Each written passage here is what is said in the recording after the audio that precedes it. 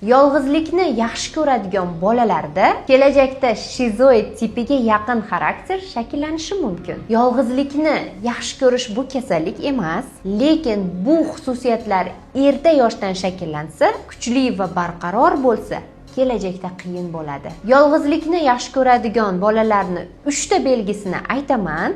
Siz uni oldini olishga harakat qilasiz. Birinchisi hissiy masofa. Emotsional yopiq bo'lish. Quvonchini ham, xafaligini ham ichida saqlaydi.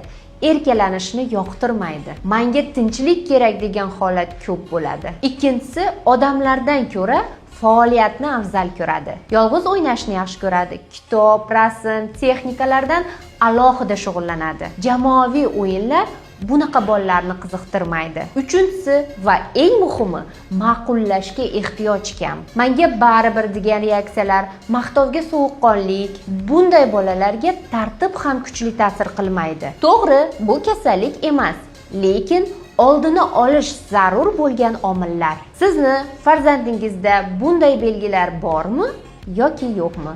Izohlarda yozib qoldiring. Shunday bolalar uchun qiziqarli, foydali ma'lumotlarni o'tkazib yubormaslik uchun onalar sahifamga obuna bo'lishni unutmang.